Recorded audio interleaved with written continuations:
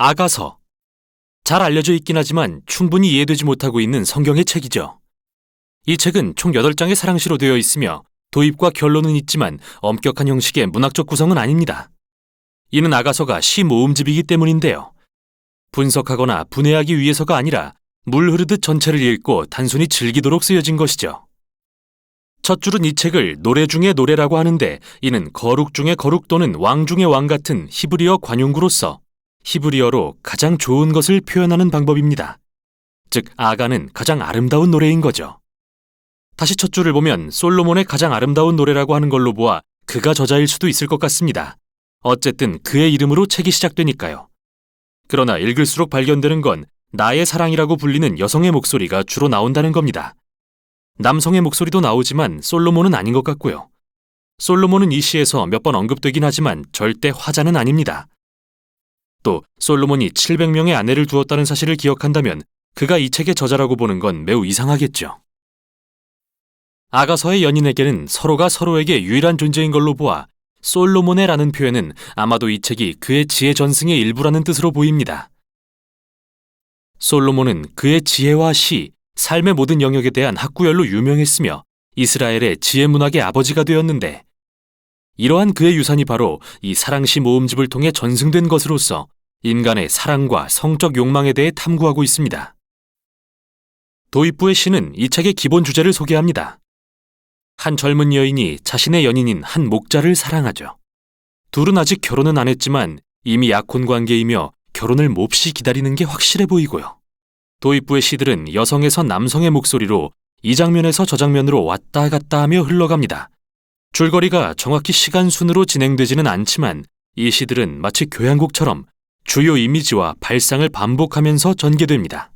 그중 이 시들을 연결하는 주제는 두 연인의 서로를 향한 강한 욕망인데 끊임없이 서로를 좇고 찾는 걸로 표현되죠. 도입부의 시가 끝나면 이들은 헤어지고 또다시 서로를 좇습니다. 여인은 소리쳐 부르거나 꿈에서 깨기도 하고 연인을 찾아다니기도 할 테죠. 또 그들은 몇 번이고 서로를 찾아 끌어안을 것이고요. 그러다 좀 흥분되는 상황이 생기려고 하면 갑자기 한 장면이 끝나고 새로운 장면이 시작됩니다. 이들은 헤어졌다 서로를 찾는 과정을 계속 반복하죠. 또 하나의 반복되는 주제는 연인이 서로를 향해 육체적 매력을 느낄 때 오는 기쁨입니다. 둘은 여러 번 잠시 멈춰서서 서로를 정교한 은유적 표현으로 묘사하는데요. 여기서 알아두면 도움이 되는 사실은 히브리시의 이미지와 은유적 표현은 대부분 시각적이지 않다는 겁니다. 만일 이들이 묘사한 은유적 표현대로 그림을 그려본다면 정말 이상한 그림이 완성될 텐데요. 대신 우리는 그 이미지들의 의미를 곰곰이 생각해 봐야 됩니다. 이 연인과 어떻게 관련이 있는지 말이죠. 이렇듯 반복되는 시적 표현을 읽다 보면 연인의 욕망, 기쁨, 그리고 끌림 속에 긴장감도 쌓이는데, 이러한 반복은 시적인 도구로서 성적인 사랑의 신비와 강렬함에 초점을 맞춰 강조하기 위한 것이죠. 결론에 이르면 이 모든 게 합쳐지죠. 잠시 멈춰 이 시들의 의미를 요약합니다. 사랑은 죽음처럼 강하며 질투는 무덤처럼 잔인하여 맹렬한 불처럼 타오릅니다. 많은 물도 사랑의 불을 끌 수 없고 홍수라도 그것을 소멸할 수 없으니 만일 누가 자기 재산을 다 주고 사랑을 사려고 해도 오히려 비웃음만 살 것입니다. 이 시는 사랑의 힘과 강렬함을 강조합니다. 얼마나 아름다우면서도 위험할 수 있는지를 말이죠. 불처럼 사랑은 잘못 쓰면 사람을 파괴할 수도 있고 잘 쓰면 생명을 줍니다. 결국 사랑이란 서로를 알고 완전히 알아주길 바라는 인간의 끊임없는 갈망을 표현합니다. 또 사랑은 인간의 삶에서 가장 초월적으로 신비로운 경험 중 하나인데요. 성경의 지혜 문학에 속하는 아가서는 이것을 하나님의 선물이라고 이야기합니다. 다음으로 솔로몬에 대한 이상한 시가 나옵니다. 그는 앞의 시에서 불가능하다고 했던 일인 사랑을 사려고 합니다.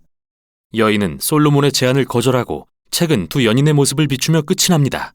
그들은 또다시 헤어지지만 서로를 갈구하죠. 그는 그녀의 목소리를 듣기 원하고 그녀는 그에게 자신과 함께 떠나달라고 간청하면서 책이 끝나죠. 완전히 열린 결말입니다. 그런데 사랑도 마찬가지 아닐까요? 사랑하는 사람을 알아가고 쫓는 데는 진정 끝이 없는 것처럼요. 진정한 사랑의 결말이 없듯 이 책에도 결말이 없습니다. 오랜 세월 아가서와 관련해 제기된 질문이 있는데 대체 왜 사랑시가 성경에 실렸을까 하는 겁니다. 이에 대한 답으로서 역사상 3가지 주요 해석이 존재합니다. 유대 전통에서는 등장인물을 상징으로 보고 우화로서 읽어왔습니다. 여성은 이스라엘, 남성은 하나님, 그들의 사랑은 하나님과 이스라엘이 시내산에서 율법으로 맺은 언약을 의미하죠.